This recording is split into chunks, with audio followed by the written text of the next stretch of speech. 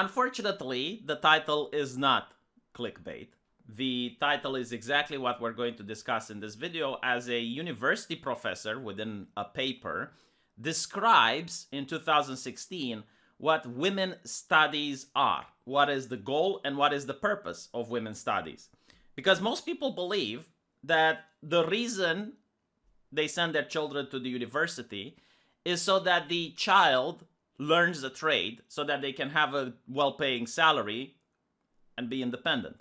That is clearly not what the purpose of women's studies is, according to this professor. Now, the paper was written in 2016. In the meantime, they don't call it women's studies anymore. I believe they call it gender studies, because women's studies isn't inclusive, and the name is offensive because it marginalizes certain people. But it's not just women's studies. Like, this can also be applied to any type of studies, whether it is queer studies, social studies, post-colonialism. It's a whole array of fields that have the same purpose, which is not to help students become independent and find a good, well-paying job, but it is, according to this university professor, to give the students not only to master a body of knowledge, but also to serve as symbolic viruses that infect, unsettle, and disrupt traditional and entrenched fields. In this essay, we first post how metaphor of the virus in part exemplifies an ideal feminist pedagogy, and we then investigate how both women's studies and the spread of actual viruses, for example Ebola and HIV, produce similar kind of emotional responses in others. By looking at triviality, mockery, panic, and anger that women's studies as a field elicits, we conclude by outlining the stakes of framing women's studies as an infectious, insurrectional, and potentially dangerous field of study. In doing so, we frame two new priorities for women's studies: training male students as viruses and embracing negative stereotypes of feminist professors as important future direction for the potentially liberatory aspect of the field. In other words, I'm going to translate to you what they are saying.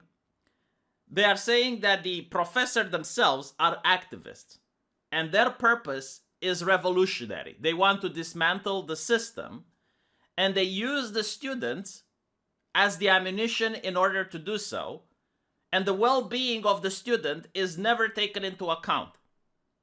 And we can see this in two examples. Number one is the Kavanaugh protest, where a lot of these students have got themselves arrested because of the protest they partook in. I mean, they forcefully entered the building when they were not supposed to, and they also started battering at the door, and eventually the cops came and started arresting them. And take into account that the professors weren't the ones being arrested. The professors were the ones that taught them how to chant, that taught them what to say and how to behave, but they weren't there with the students shoulder to shoulder as comrades and tovarish should behave. No, they were just there in order to use other people's children as ammunition. Another example would be in the lawsuit of Gibson Bakery versus Oberlin College, which is a very fascinating read. I believe the last verdict happened in 2019. The Gibson Bakery found that a couple of students were shoplifting, so they called the cops. But due to the fact that these students happened to be people of color, the university decided that the bakery is racist, so they encouraged students to protest the bakery, which even ended up in property damage, as certain students threw bricks in the windows, prevented clients from going inside the bakery. And during the lawsuit, we find out really damaging things about how this works. And it's one of the main reasons that the university professors freaked out at the beginning of the pandemic, when they found out that their courses are going to have to be online and parents are going to be able to listen to what they're teaching to their kids. And as you read through this lawsuit, you end up being shocked, because not only did certain university professors, knowing that the students are getting violent and they're doing property damage to the bakery, willingly aided the students by giving them food and water and encouraging them to keep protesting. But there were some professors, there was an economic professors that was against it, and they were saying that, well, this is ridiculous, you're taking it too far.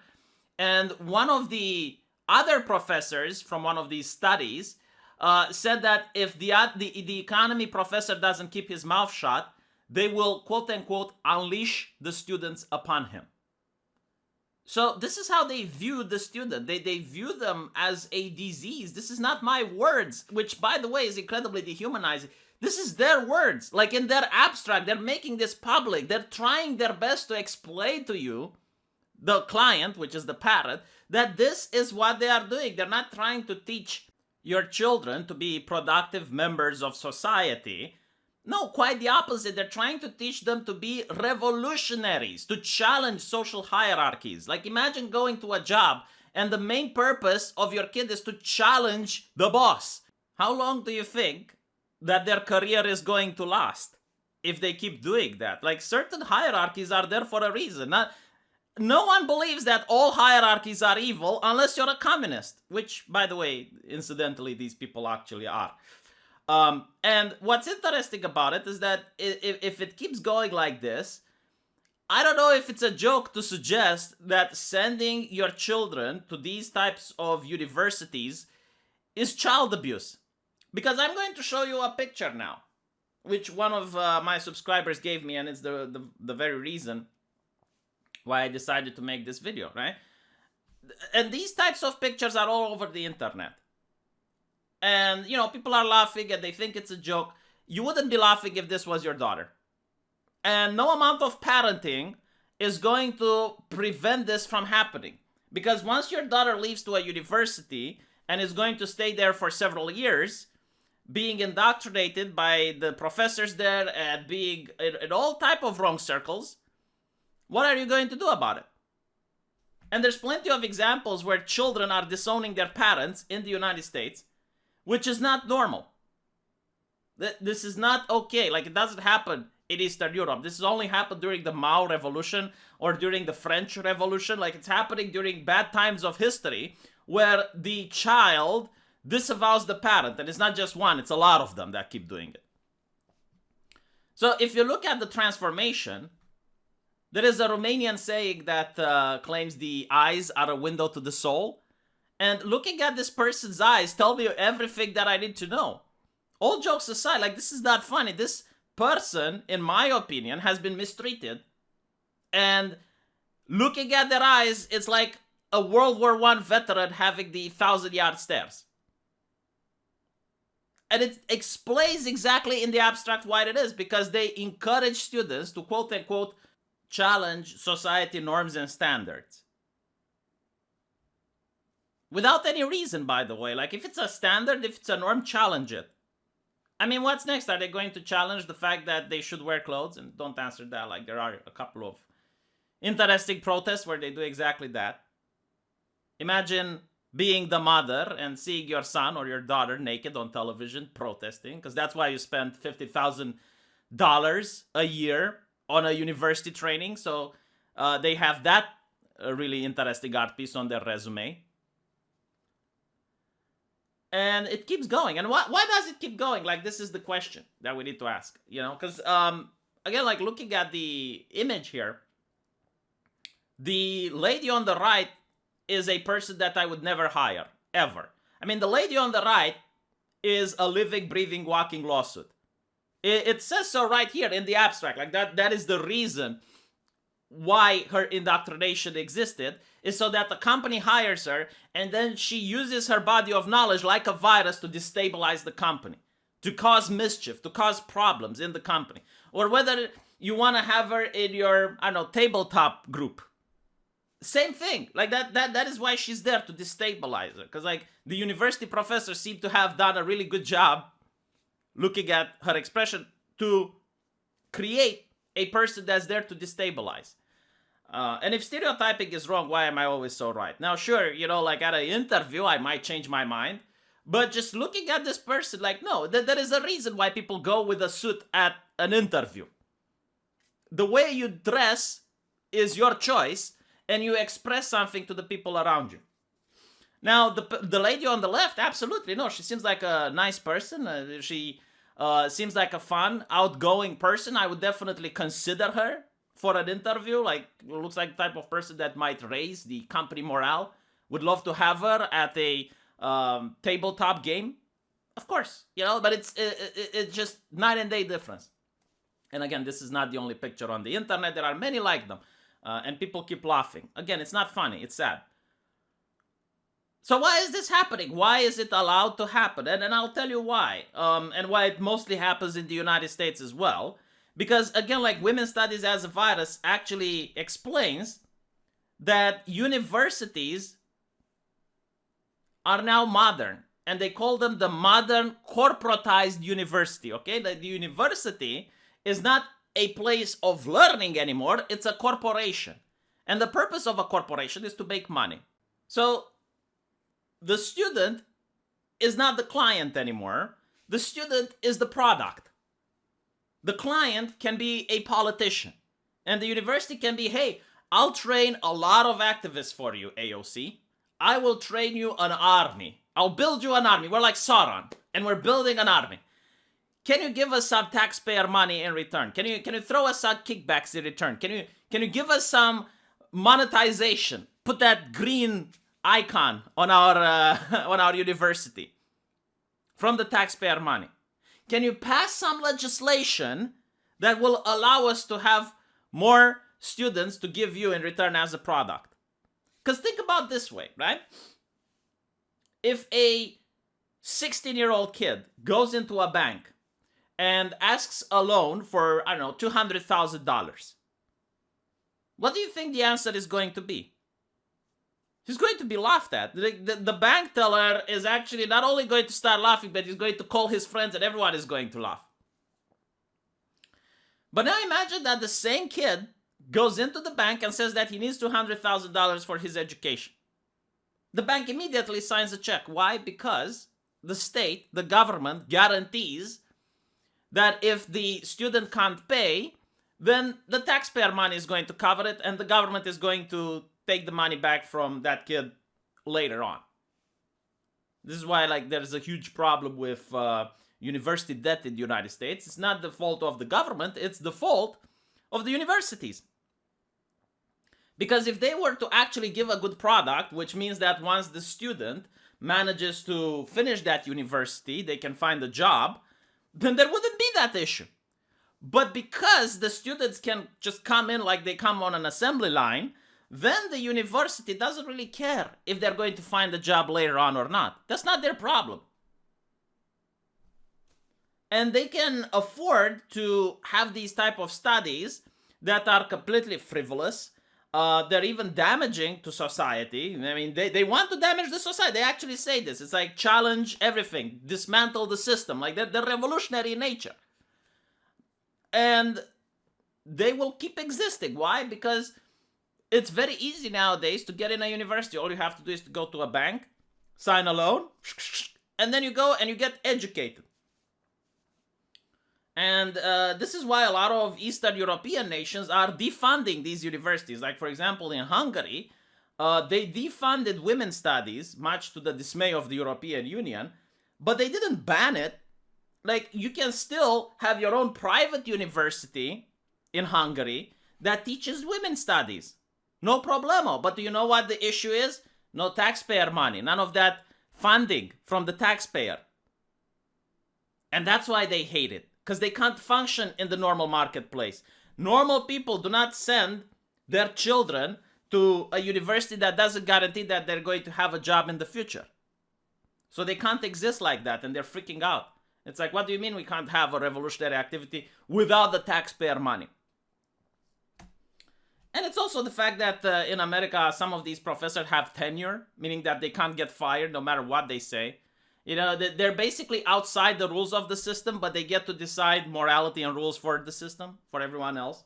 Some of the things they say would get any other person fired off a job, but not them because they have tenure. And there is no conversation about this. Like, most people don't even talk about this issue, you know, that the university are creating a product for the politicians.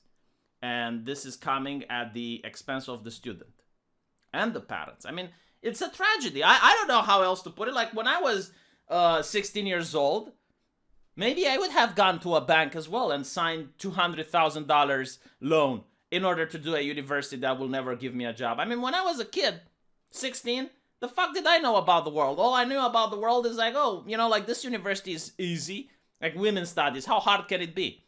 Math is hard. Math is difficult. But like, no, this seems easy. I think I can do it. Maybe I can meet a lot of cool girls while I'm there, because that's the mind of a teenager.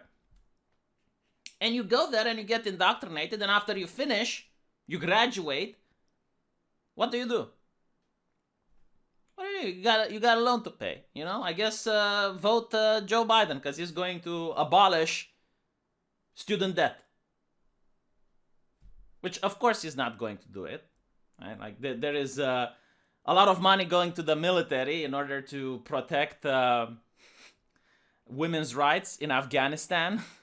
There's money going to promote gender studies in Pakistan, of course. But money for abolishing student debt, not so much. And it's not just, again, like, I wouldn't say that is the role of the government to abolish student debt. It should be the role of the universities, because they issued a bad product. And the main problem is that there is no more quality control of universities. The quality control of a university should be how many of your students manage to find a job within 3 years of graduating in that specific field. That's what the quality control should be like. I mean, hey, you know, the government does you a favor. Like, it allows people to make loans so they can come to your university. Maybe not all universities are equal. Maybe some universities are better than others. Maybe some should benefit from this and others shouldn't. I mean, if you have your own money, you should be able to go to whatever university you want, right? But if you're benefiting from a government program, so taxpayer subsidies, maybe it should be a university that actually guarantees you a job, like a STEM university. Maybe if there's a shortage of doctors, people would be encouraged to go there. That's the main issue. And this is very disturbing, what I'm seeing. I'm not finding this amusing. This is not funny. This is not hilarious. It's not a laughing matter. It's sad that it's happening. But hey, you know, let me know what you guys think. And I'll be reading from you in the comment section.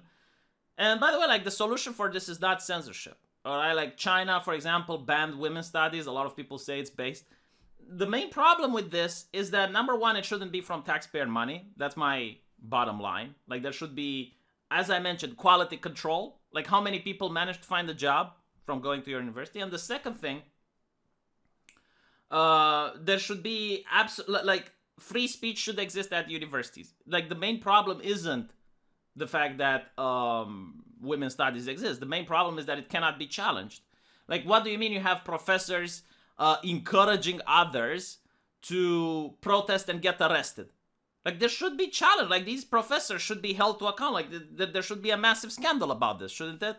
Imagine, like, sending your kid to one of these places, paying hundreds of thousands of dollars, and then finding out that they now have a criminal record. Like, some of them were guilty of felonies. Like, my God. But, you know, like, the politicians profit, the university professors profit. I guess the students are the only ones that don't profit.